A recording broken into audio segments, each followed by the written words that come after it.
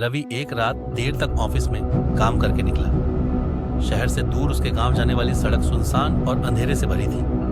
घड़ी रात के 1 बजा रही थी। जैसे ही वह जंगल के पास पहुंचा, उसकी बाइक अजीब आवाज करने लगी और अचानक बंद हो गई। उसने कई बार किक मारी, मगर बाइक स्टार्ट नहीं हुई। चारों तरफ गहरा सन्नाटा था। दूर एक पुराना पीपल का पेड़ था, जिसकी टहनियां हवा में अजीब तरह से हिल रही थी। तभी रवि ने देखा, एक औरत सफेद साड़ी में खड़ी थी।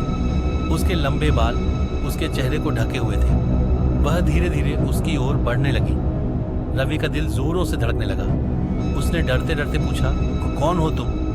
औरत चुप रही, लेकिन उसके कदम तेज होते गए। जैसे ही वह पास आई, रवि को उसके पैरों पर नजर पड़ी।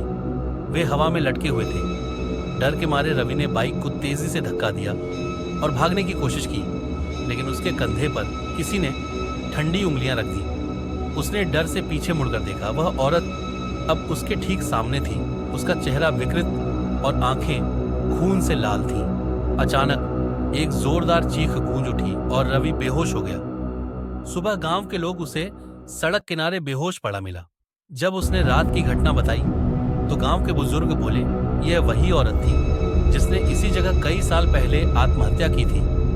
रवि की हालत उस दिन के बाद कभी ठीक नहीं हुई। जब भी वह अकेला होता, उसे वही सफेद साड़ी वाली औरत दिखती, जो बस घूरती रहती थी।